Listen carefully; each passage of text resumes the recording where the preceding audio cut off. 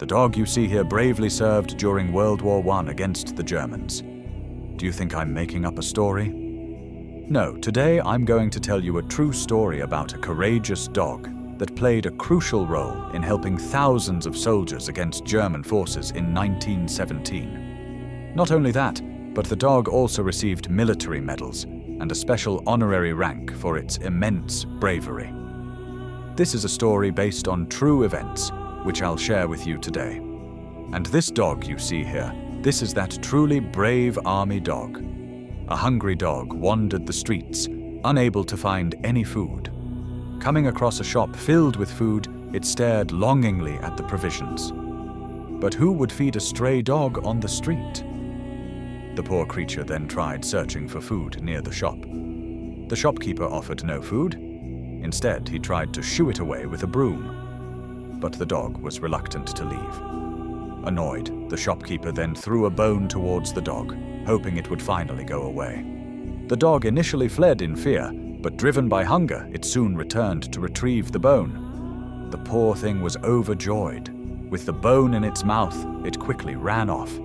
It carefully made its way through the gaps between cars on the road with the bone. But while running, it suddenly collided with a person, causing it to lose its cherished bone. As it turned out, a military parade was underway there. The dog then cautiously navigated through the crowd of soldiers, looking for its lost bone. Thousands of people were standing, watching the parade. Among them, a woman was eating chocolate. The dog fixed its gaze on the chocolate. Just then, a soldier named Robert, who was walking by, noticed this. Since he loved dogs very much, he threw a biscuit to the dog. The dog immediately gobbled it up. When all the soldiers began to leave, the dog followed closely behind them. It was trailing Robert because he had given it the biscuit earlier. However, when it reached the front of the army camp, it wasn't allowed inside.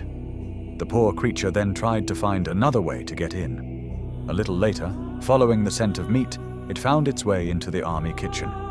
The cook, seeing it, immediately started shouting, "How did a dog get in here?" When the cook then chased it, the poor dog fled quickly in fear. In its haste, it ran directly into Robert. Robert was doing his physical training PT there. The dog, finding Robert, began to beg for food from him.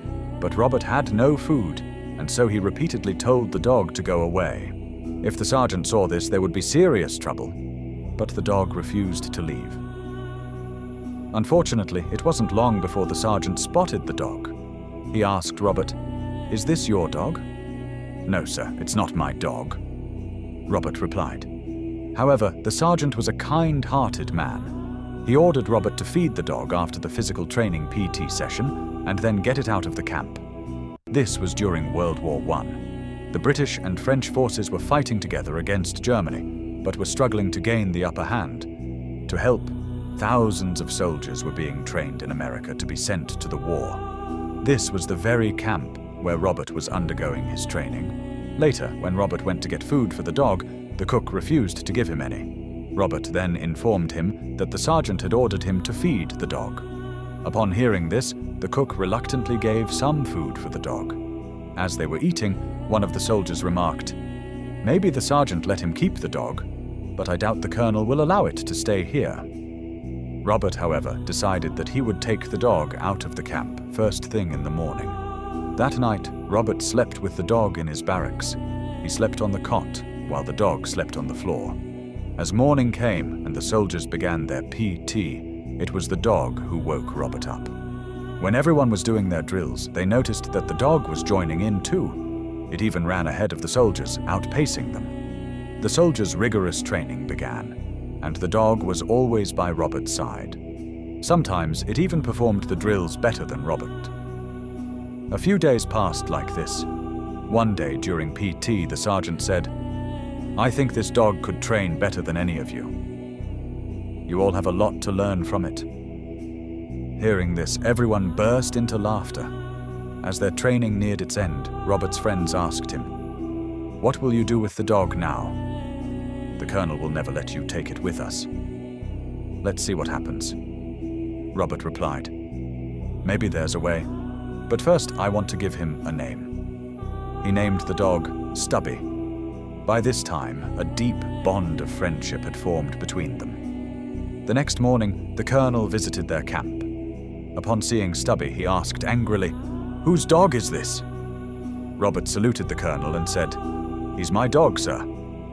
Just then, Stubby sat up beside Robert and, raising a paw, saluted the colonel as well. The colonel was stunned and then immensely pleased. Delighted, he gave permission for Stubby to remain with their platoon. And so, from the next day, Stubby began his rigorous training in earnest, right alongside all the other soldiers. The following morning, the officer gathered all the soldiers and announced, "You will directly participate in combat. Your training concludes here today. Your division will be known as the Yankee Division. However, Stubby will remain here. He will assist future recruits during their training." Robert's heart sank upon hearing this news, but there was nothing he could do.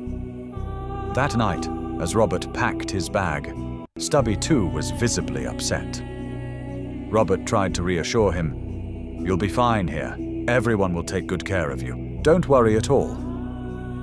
He then affectionately fastened a collar around Stubby's neck. Afterward, Robert took Stubby to the cook. The cook reassured him, "Don't worry a bit. I'll ensure Stubby is well looked after and feed him plenty of good food from here. When you return after the war, you can take him back with you." Despite his reluctance, Robert left Stubby there. Moments later, Robert's train departed. Stubby, however, managed to slip his leash and escape. He raced with all his might and clambered aboard the train.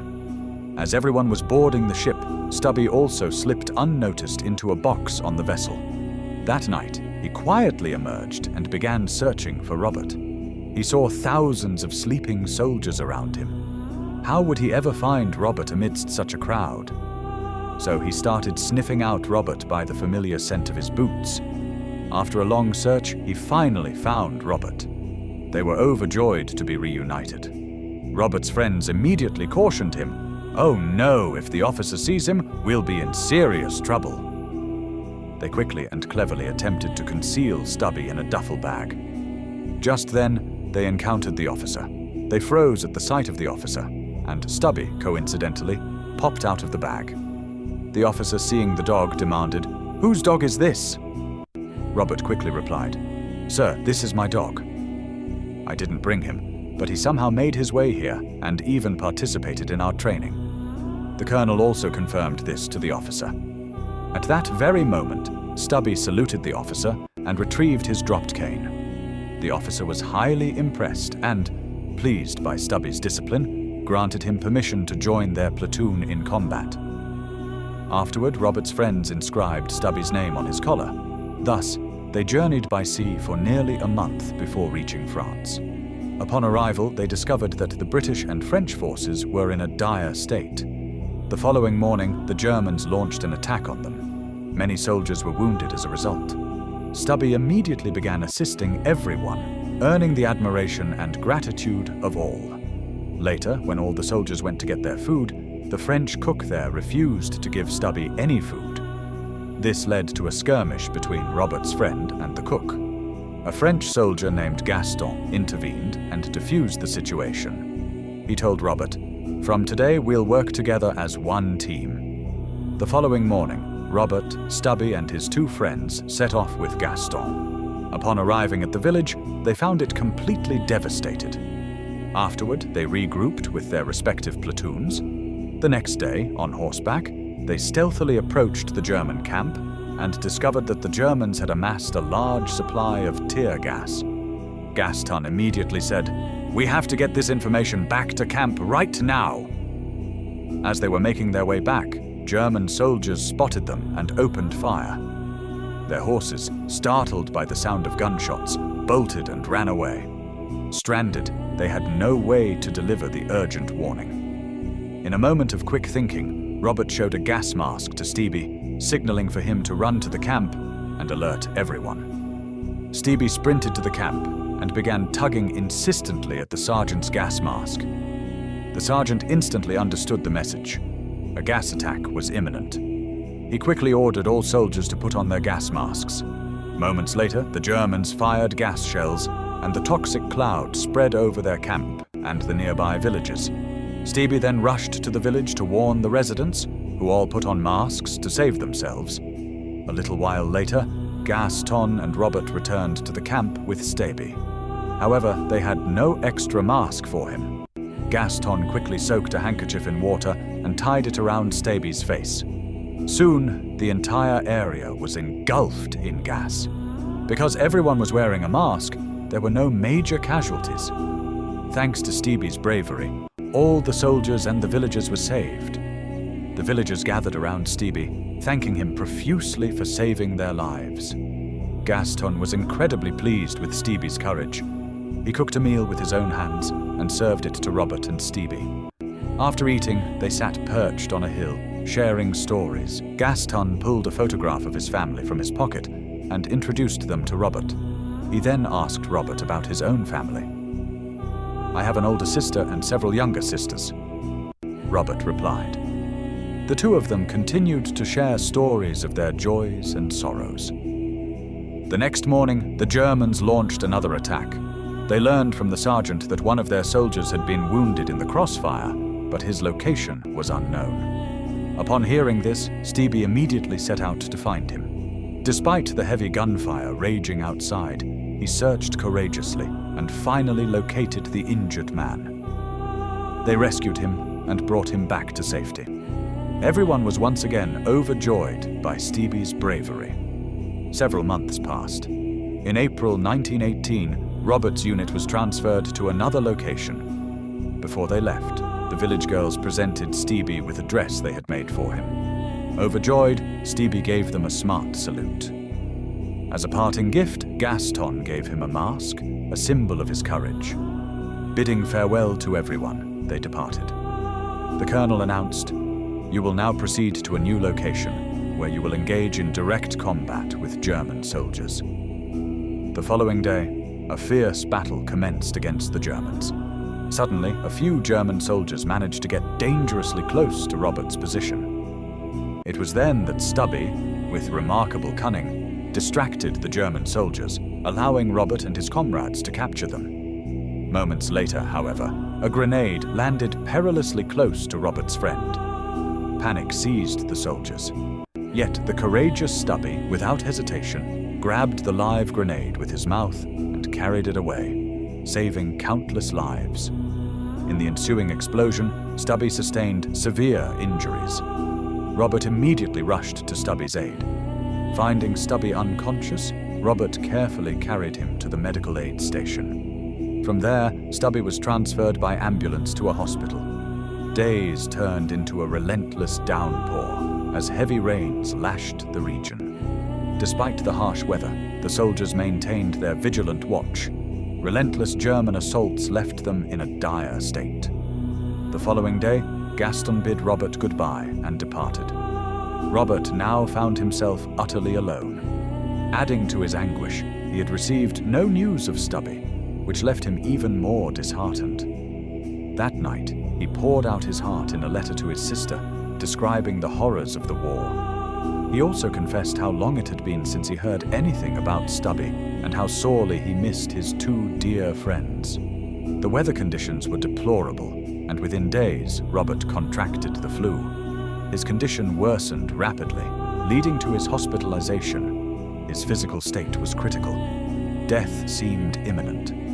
But upon regaining consciousness, his first thought was of Stubby. Meanwhile, Stubby had largely recovered. He managed to slip out of the hospital, driven by a gnawing hunger. Following the scent of food, he ventured towards the German camp. He managed to snatch a hot dog and made his escape. When the German soldiers gave chase, he expertly evaded them and fled. However, the long journey left Stubby utterly exhausted. Yet, he refused to surrender to fatigue, determined to reach his friend Robert no matter the cost. Even though his paws could barely carry him, with immense effort, he finally arrived at Robert's hospital. Robert was overjoyed to see Stubby. Following this reunion, Robert's own health steadily improved. With Stubby by his side, Robert's spirits lifted, and their days were filled with companionship. 6 months passed in this manner. They then took leave and traveled to Paris, France. While there, Robert's friends found themselves new acquaintances among the local girls. The French people welcomed them warmly. Robert and Stubby explored every corner of France, taking countless photos and enjoying their time thoroughly. After their leave, they returned to camp. As time marched on, September arrived. The German soldiers, though seemingly on the verge of surrender, continued to resist. One day, Stubby, with a clever maneuver, bit a German soldier's hand.